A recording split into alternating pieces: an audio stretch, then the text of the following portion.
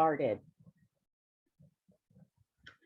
My name is Ann Carmichael, and I am a college financial aid consultant, and I'm presenting tonight on behalf of Leela. We all know that college can be expensive, so it is a really good time to start thinking about those costs, and let's talk about them for just a minute.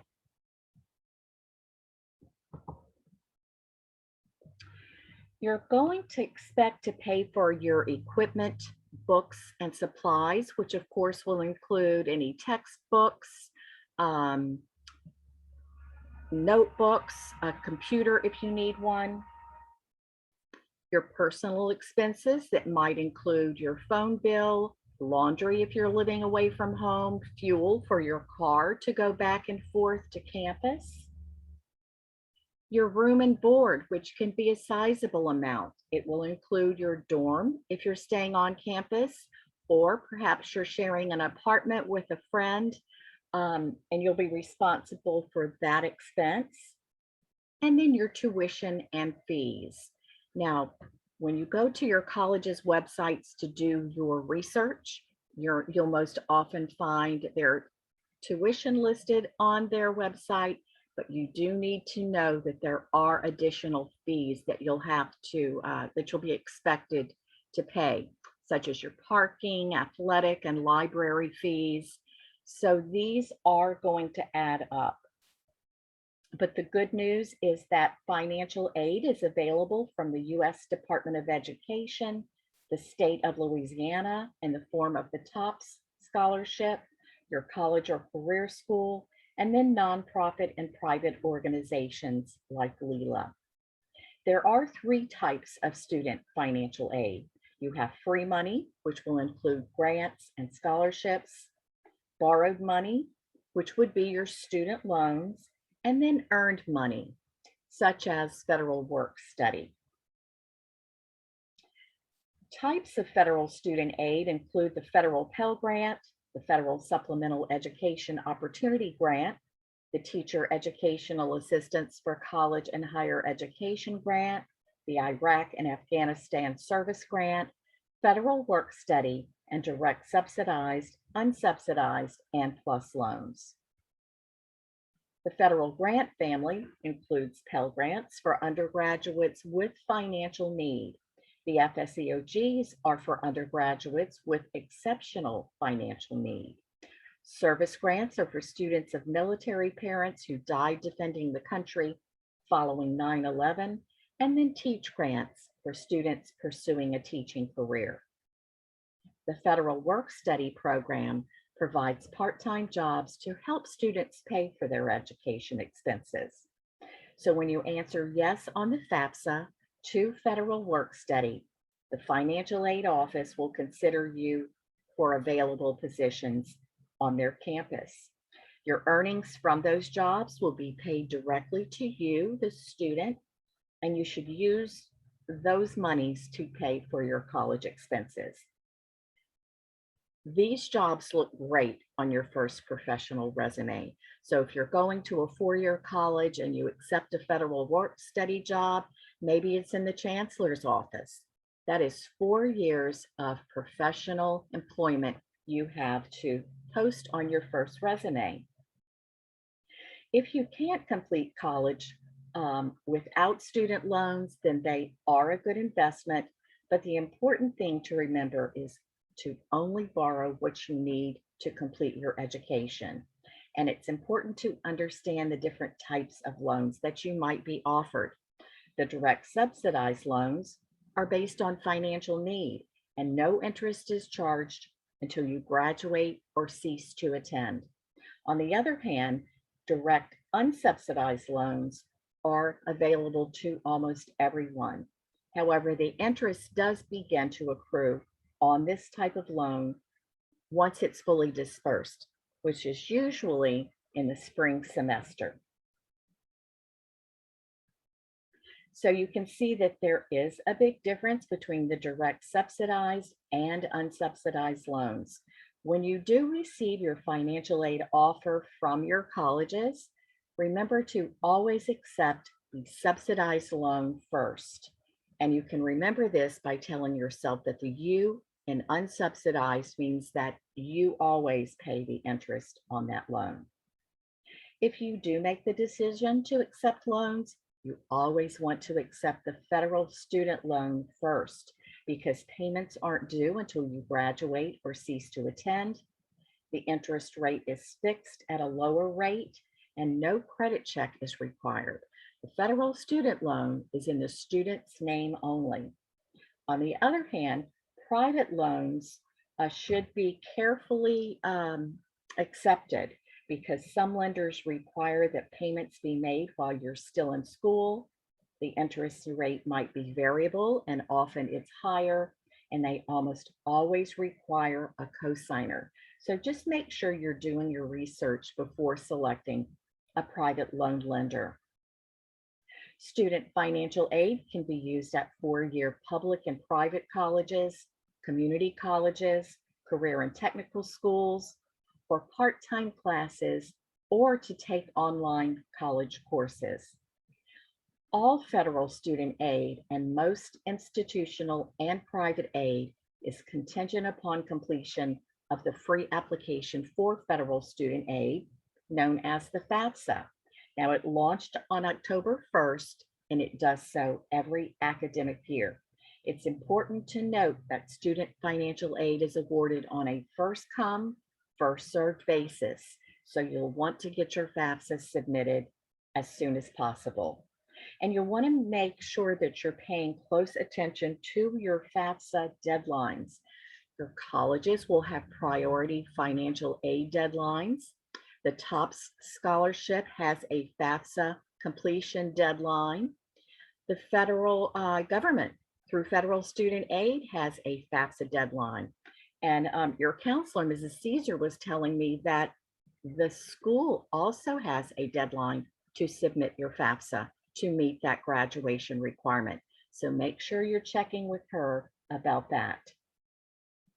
To be eligible for federal student aid and to complete a FAFSA, the student must be one of the following: a U.S. citizen or U.S. national, or have a green card or an arrival departure record, or have battered immigrant status, or a T visa. Now, if the student falls into one of these categories, as I stated, he can submit a FAFSA, but say his parents do not. That's fine. The student will continue on, and when he gets to the parent section of the FAFSA, he will enter zeros anywhere a parent's social security number is asked for. You'll want to begin the FAFSA process by collecting all of the documents that you'll need to complete the form. And by doing this, it should take no longer than 30 to 45 minutes to submit your FAFSA. Those documents include the student and parents' social security cards, because you must report your name and number exactly as printed on your most recent card. The student and parents' 2020 federal income tax returns, if you filed one. Now, if you don't have a copy of your tax return from that period, now is the time to contact your tax preparer for a duplicate. You'll need the student and parents' 2020 W-2s because there's information on this form that might not be found on the federal tax return. And you'll want to gather all of your bank statements and records of investments because you must report the balances of these accounts as of the date that you submit your FAFSA. You'll begin by creating a federal student aid ID because this is going to allow the students and parents to identify themselves electronically when accessing the FAFSA and when signing the FAFSA. The FSA ID consists of a username and password that each of you will create using your personal information. Now, students, use your personal email address, not your school email address, because once you graduate, you may no longer have access to your school account, and federal student aid won't have any way of getting in touch with you. And likewise, parents, please will use a personal email address instead of your business address. Also, don't share information. If there's any shared information, let's say a student uses his parents' mobile phone number as an alternate number in his FSA ID. That's considered shared. And when it's time to sign and submit, you're going to have trouble using both of those IDs. So make sure you're carefully entering only your personal information. Your FSA ID username and password is your official electronic signature, and it's legally binding. So make sure that you're recording it, but keeping it in a safe place. Now, as I mentioned before, the student and only one parent will need to create this ID to sign the FAFSA. If you don't have access to a computer when you're ready to start the FAFSA, you can always download the FAFSA mobile app. It's called My Student Aid, and it's really easy to use to submit your FAFSA on your mobile phone or any other mobile device with internet access. Or if you prefer, you can use the web-based version at FAFSA.gov. Now, if the student prefers the app and mom or dad prefer the web-based version, that's fine, because all of the information is going to be integrated into one form when it's time to sign and submit. So go ahead and work independently if you choose. When you begin the FAFSA, you'll be asked to identify your role. Are you the student who wants to complete the student portion of the FAFSA, or are you entering as the parent, completing your information in the student's FAFSA? If you're entering as the student, the next step will be to enter that FSA ID, username, and password, and then you will be taken directly into the FAFSA. You'll be asked which academic year you're applying for aid. So remember, to meet your graduation requirement and to be ready to start college this fall, seniors should complete the 2022-2023 FAFSA. If you complete the 21-22 FAFSA, your colleges are going to think that you're applying for aid this year and you haven't graduated yet. If there are those that are graduating early and want to start college in this January in the spring semester, you will submit both FAFSAs. But tonight we're going to talk about the 22-23 FAFSA.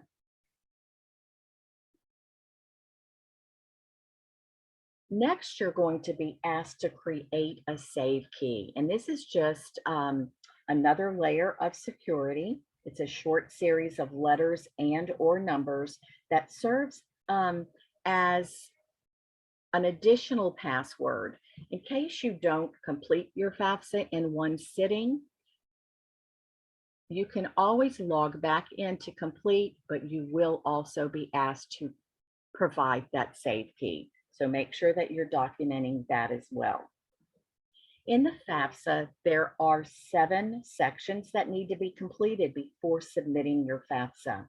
And the information that you used in your FSA ID must match exactly what you enter into the FAFSA. Those sections include the student demographics, where the student will be asked to provide his social security number, name, date of birth, email address, home address, residency status, and gender. The school selection section, where the student will list his high school and the colleges that he plans to apply to. So remember that only the colleges that you list in your FAFSA are going to consider you for student financial aid. So add all of them. Even if you haven't completed your admissions applications yet, go ahead and add them to your FAFSA, because once you're admitted to a college, the financial aid office is going to draw down your FAFSA information and begin working on a financial aid offer for you. Now, if you're planning to apply to more than 10 colleges, you're going to enter the first 10, sign and submit, go back in once your FAFSA is processed, and continue to add your colleges until they've all received your information. If you're having questions about this process, I'm going to leave my contact information for you at the end. I'm happy to walk you through the process. Next, you'll move to the dependency status section, where the student will be asked to consider a list of 10 questions that are going to determine whether he is a dependent or an independent student for FAFSA purposes. He'll be asked to list the number of dependents living in his household and his parents' education level to determine whether he's a first-generation college student. To determine whether a student is dependent or independent, he's going to be asked to consider these questions. Will you be 24 or older by January 1st of 2022? Are you married or separated but not divorced? Will you be working on a graduate degree? Do you have children or other dependents who receive more than half of their financial support from you? Are you currently serving on active duty in the U.S. Armed Forces for purposes other than training?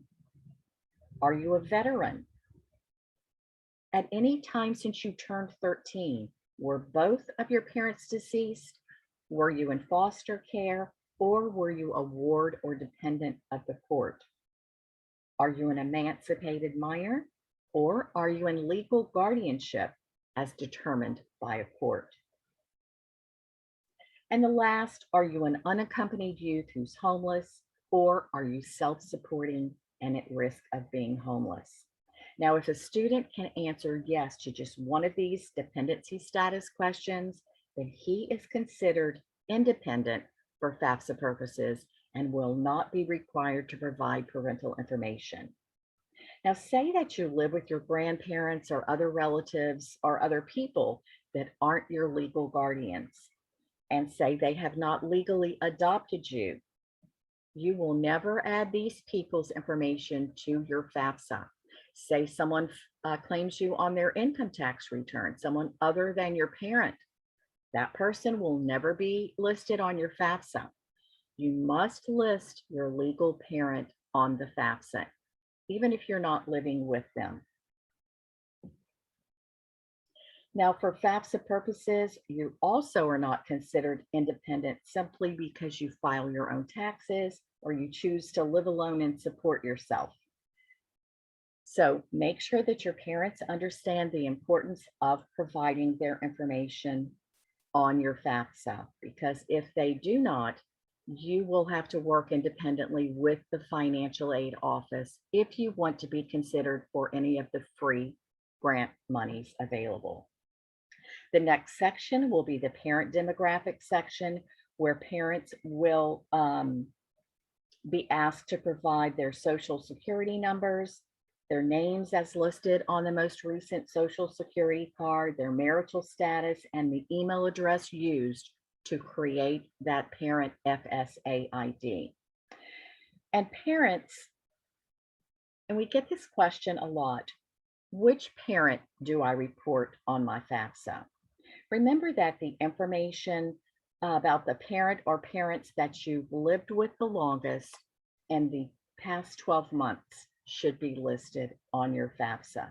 So if you live with both of your biological parents, that's easy. Just list both of them on your FAFSA.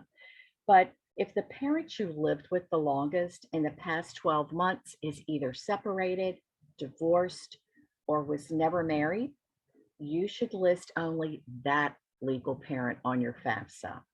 Unless that parent is now remarried, then you must also include your step parent, because federal student aid wants to know the financial standing of the household that the student has lived in the longest in the 12 months prior to the date that the FAFSA was submitted.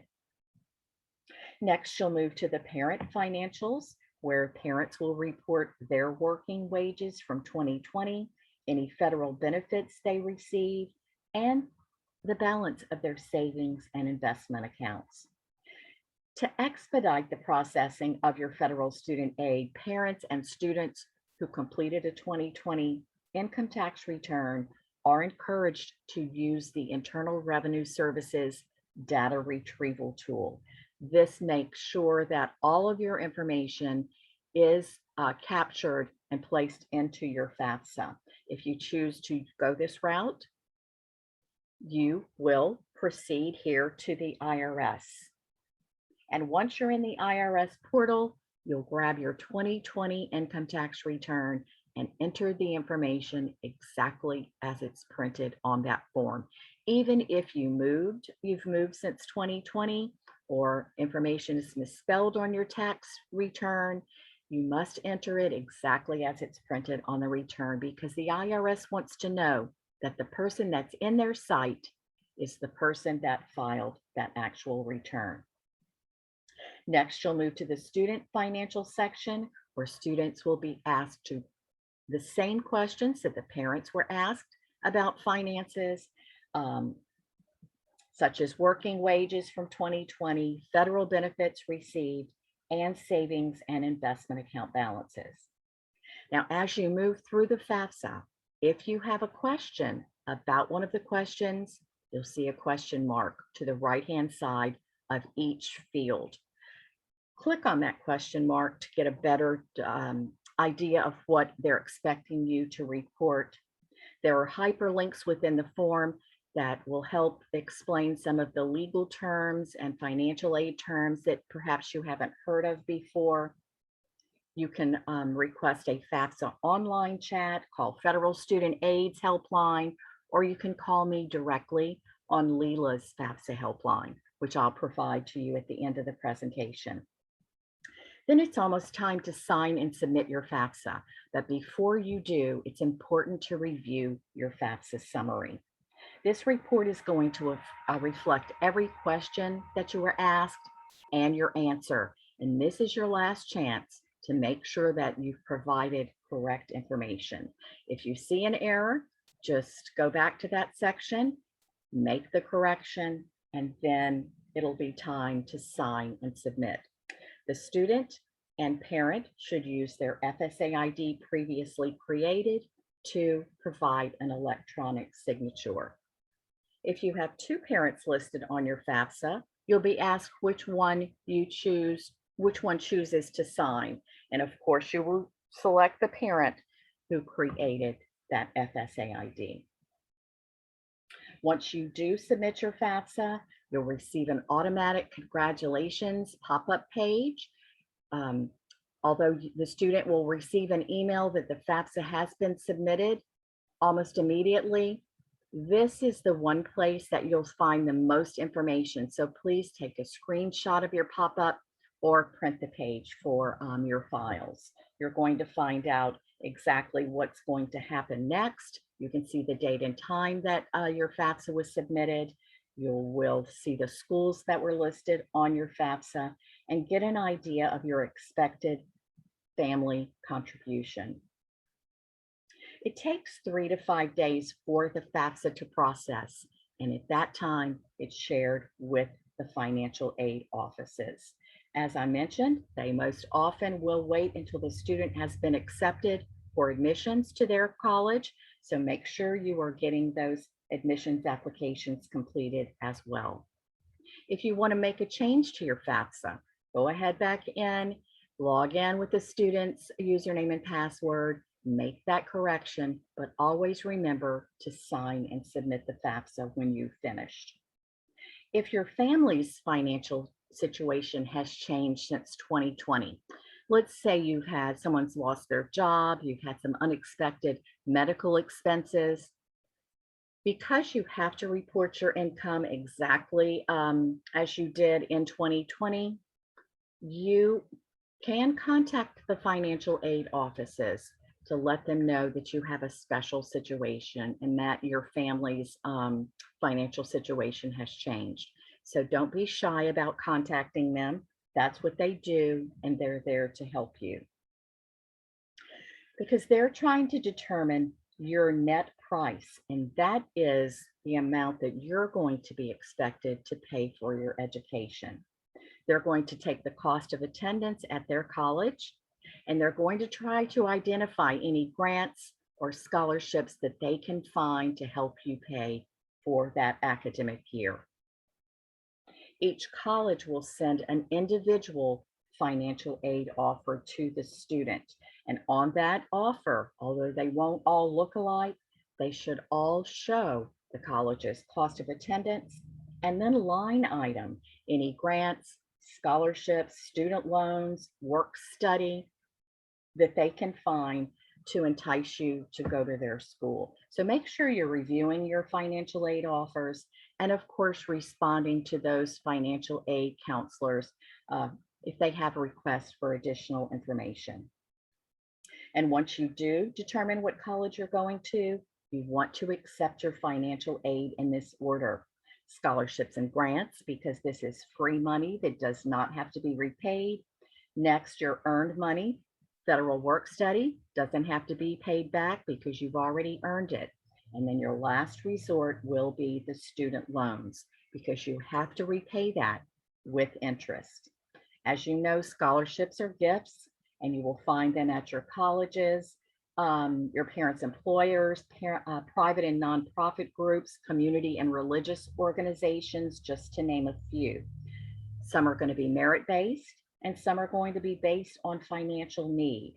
But bottom line, applying for and winning scholarships is going to reduce the cost of your education, which really means reducing your student loan debt.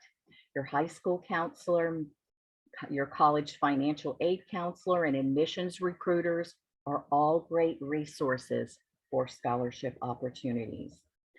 This year, Leela will offer a $1,000 FAFSA completion scholarship for seniors attending Louisiana high schools and a $1,000 Choose Louisiana scholarship for those of you who choose to stay in Louisiana and attend a college here. You can find out the details at leela.org, or you can email me directly and I'll be happy to send you the applications.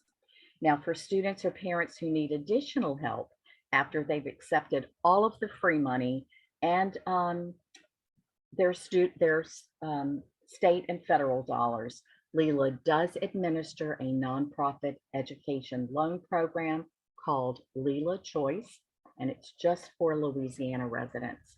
You can find out more about that at leelachoice.org. And then, of course, remember, you must complete your FAFSA every year that you're going to be in college. So mark your calendar for next October 1st so you can begin your FAFSA for your sophomore year. If you would like a copy of Leela's FAFSA completion guide for the class of 2022, I know Mrs. Caesar has added this to your school's website. If you want me to send one to you directly, just feel free to email me and I'll send it over.